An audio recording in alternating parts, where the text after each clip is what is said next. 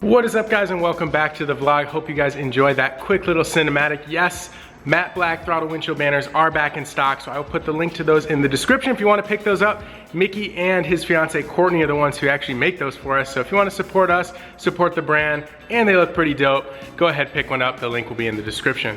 Now, in today's video, we're going to be doing something that may be a little bit controversial. As you guys know, on the E36, I was running some wide spacers to get the fitment flush. That was before the wheels were rebuilt. Now I have these awesome spacers, 20 mil front, 30 mil in the back. We're gonna test fit them on the E46 M3 to see if we can take care of some of this wheel gap. So these are the factory E46 M3 19-inch optional wheels, but as you guys can see here, the fitment is weak. I'm not really a part of that. So even in the back, you can see how there's quite a bit of room to come out. So for today, we're gonna be tossing on a set of ECS tuning 30 mil spacers in the rear and H&R spacers 20 millimeter in the back. Now these are bolt-on spacers. I do recommend, if you are going to be running thick spacers, that you do look at a bolt-on application. They seem to be a lot more reliable. I've never had any issues with these. Been running them on the E36 for well over a year. So before we go ahead and jack the car up, let's do some quick measurements and see if these are going to fit. A bunch of different ways to do this, but before we go ahead and jack everything up, I want to kind of confirm. So I'm going to take some of this electrical tape and I'm going to set this on the top of the wheel arch, like that. And this distance here between the tape and the face of the rim is how much that I can come outboard, i.e. simulating a spacer, before we're gonna have too much of an issue. Now to me, the perfect fitment is when the face of the wheel lines up with this edge almost perfectly, but we wanna be careful not to go too wide because I don't really wanna rub, and this car is actually pretty low. So I have my caliper here. We're gonna set this to metric, and you can actually use the bottom of the caliper to measure from the face of the wheel to the tape. Okay, so I'm actually measuring here 41 millimeters. So if I were to run the 20 or even 30, technically we're gonna be okay in the front. Let's move on to the rear.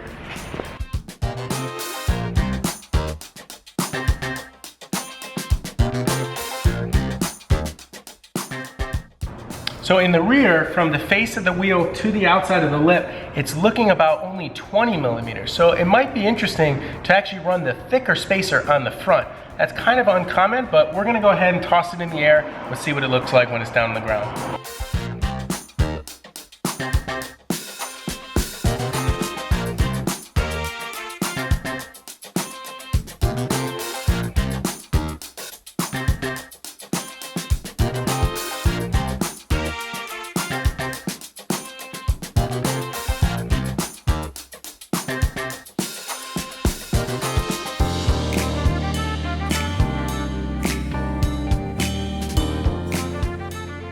What I'm gonna do is put the thicker spacer, the 30 mil spacer up front, because when I measured it, there is more clearance on the outboard side in the front. And then I have the 20 mil for the back. Now I did some research online. I think this is going to work okay. So what I'm gonna do is pop the spacers on, tighten everything down, get the wheels on, tighten everything down, lower this side, and we will see if this is gonna work. Now if it's pretty close or we think it's gonna work, I'll put them on the other side as well, and then we'll go out for a test drive and see if it rubs. Let's just go ahead and get it on. Enough messing around, let's just do it.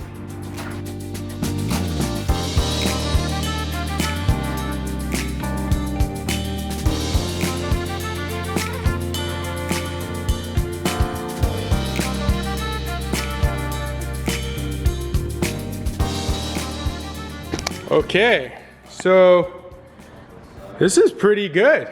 Woo! That's a 30 mil up front and a 20 in the back. This was on the E36. Look at the other side. Compared to this side, sunken in lame-o, super sunken in front. See that? And then, woo! Woo! Okay, so that looks freaking awesome. It's gonna be a little bit tight. The suspension is stiff though, so I think we're gonna be okay. So what I'm gonna do is go ahead, do the other side. I'll just set you guys on a time lapse. We're gonna go for a little test drive. Cross your fingers, everything works out good, because this looks really good.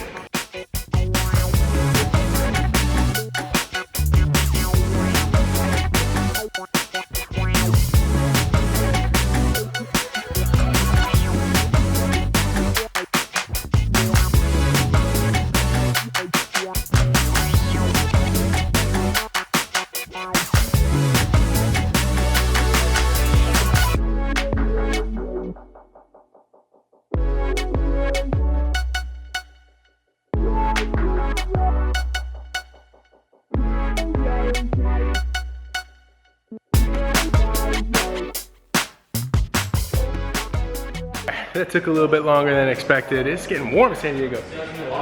Man, that looks freaking awesome. I really hope I don't have rubbing issues. So one precaution that I did take is I did stiffen up the dampening on this suspension. So hopefully that helps reduce the travel a little bit. Let me show you guys what it looks like.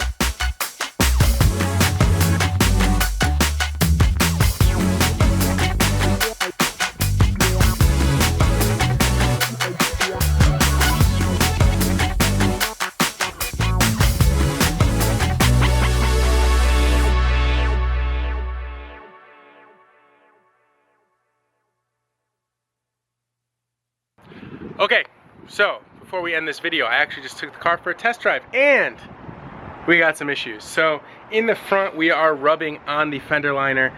It's kind of expecting this to happen, but it actually turns out that just because it's pushed out so wide, it is rubbing. Now, two options in the front. Mickey said he does have a set of 15mm spacers that I think I can run on the front of this car. I think that's probably what I'm gonna lean to do. The other option is to remove the fender liner because there is clearance here. That's not where it's rubbing. It's rubbing when I'm turning, which is gonna be really hard for me to show you guys. So for right now, I'm gonna take the E36 home. I guess that's one of the benefits of having two cars here at the shop. We'll go ahead and toss this car inside and I'm gonna see if Mickey can bring the spacers for tomorroll. That way I can get everything all squared away. Now the rear is perfect. This looks awesome. I wouldn't change this at all. I think this is gonna be the perfect set of a 20mm on the back with a 10 or a 15mm on the front. Pretty much does it for today, but I wanted to go over some of the additional mods we're gonna be doing on this car over the next week or so. So I already ordered new front grills and the side marker grills that do have the chrome delete. So I think that it would be really cool if I had these wheels powder coated gloss black. Now, I wasn't really too sure how much I was gonna mod this car, and obviously I'm already starting to do things, but I do really wanna keep it the OEM plus look, and I'm not really too sure that I wanna run an aftermarket wheel setup. I actually think these wheels are really nice looking. I think that if they were gloss black, great condition, it would match everything really well, and maybe we'll get a front lip for this car, kind of tie it all together, but the VIP decal looks good. Windshield banner obviously looks dope. Overall, I'm absolutely in love with the way this car looks. So if you guys like this video, please give it a big thumbs up. Definitely subscribe to our channel. We're almost to 100,000. See you guys in the next one. Any of you guys that are watching this right now need a new project car? Well, we're giving this one away. This is a 98 VR4.